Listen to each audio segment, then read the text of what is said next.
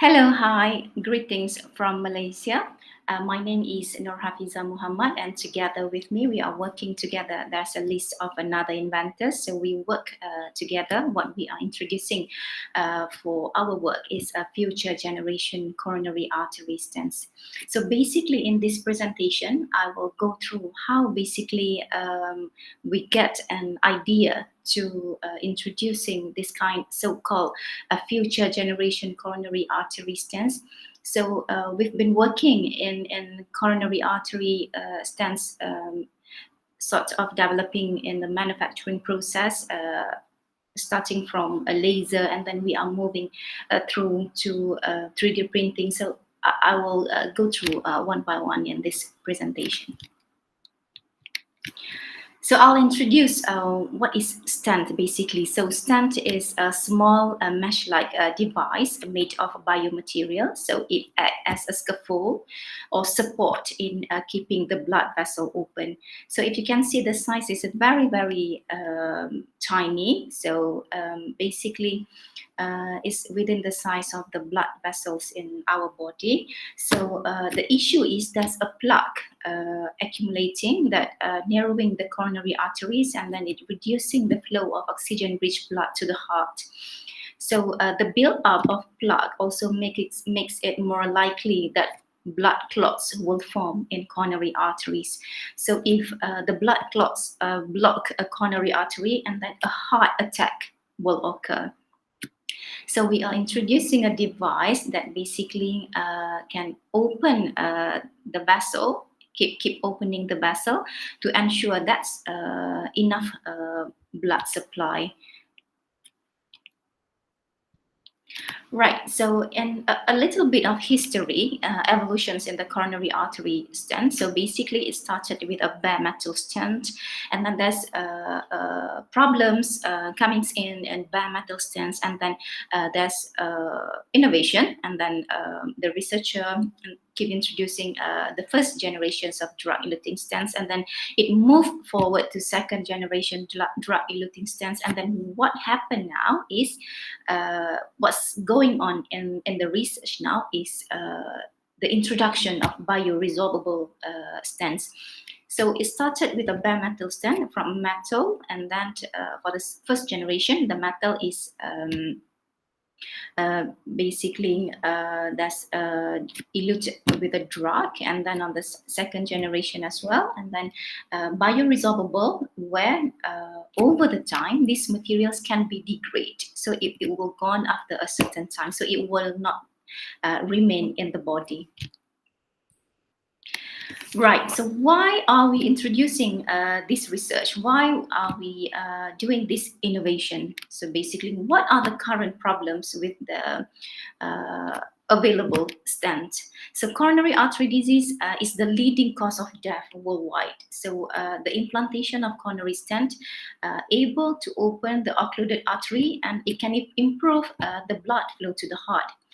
So the widely used coronary stent implant is bare metal stents. Although the bare metal stents effective in preventing acute occlusion, however, the problem is many concerns still remain, such as restenosis and thrombosis. So restenosis is basically after a 6 month, it happens again, the occlusion, the plaque will happen again in the blood vessels. And then thrombosis is basically how the presence of the blood clot.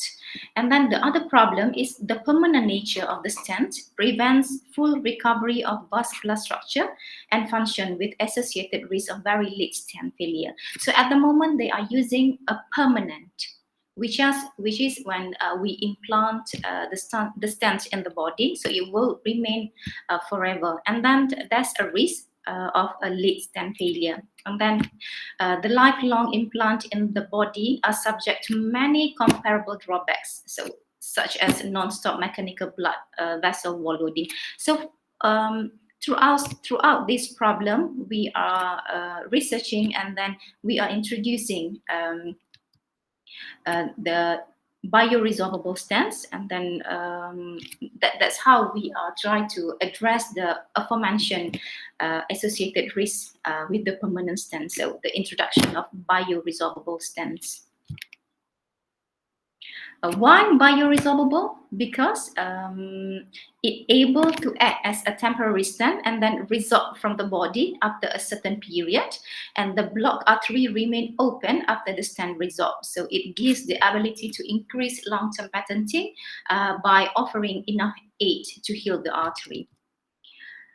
And then we are introducing bioresorbable, how to process, how to make it, how to make the stent.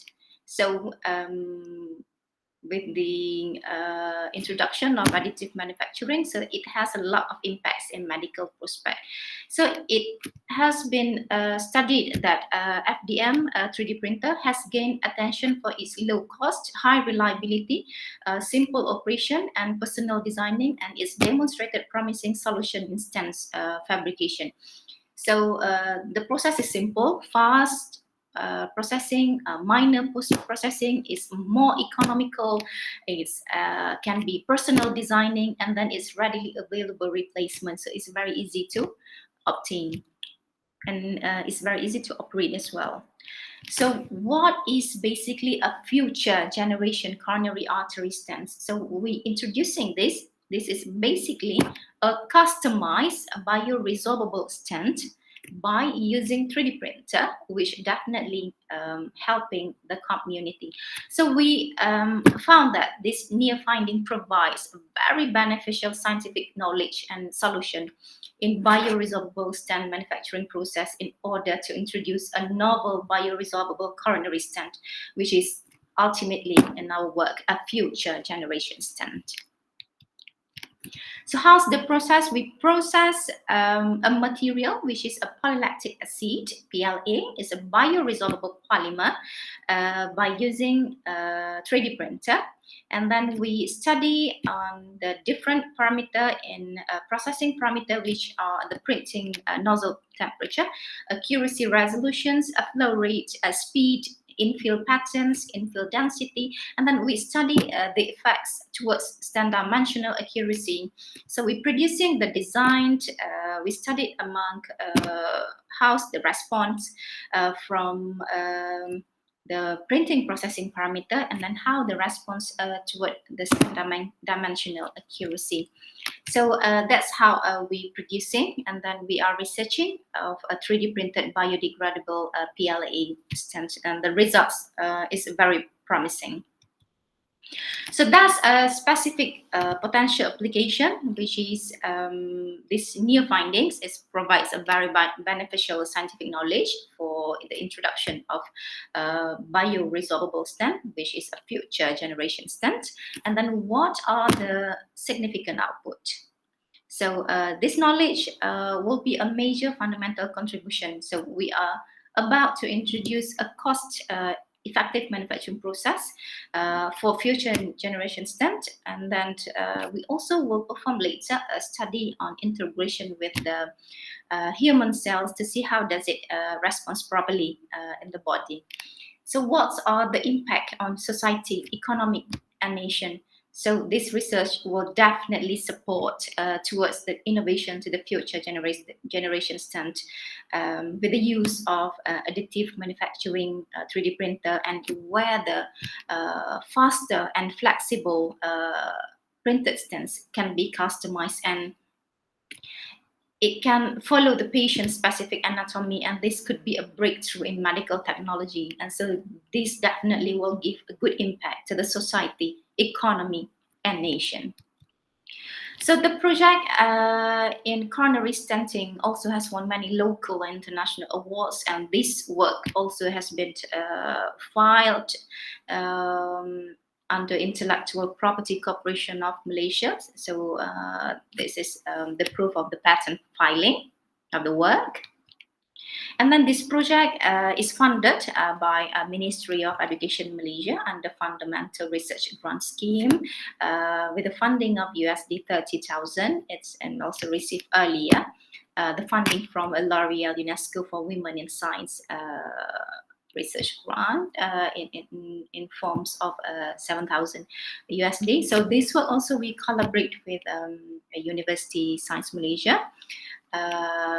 also in University, Papua New Guinea University of Technology, and we also work closely with the Satyabama Institute of Science and Technology in India. So this is the fellowship with L'Oreal regarding the work in the coronary stenting. So we also have a support letter from the industrial partner and also from University Science Malaysia that we are work closely basically in testing the performance of the coronary stenting. And this work also has been published in various platforms, so as has been listed. So if there is any questions, you may reach me as a main inventor. So that's my email and also my contact number. So that's all for the presentation. Thank you.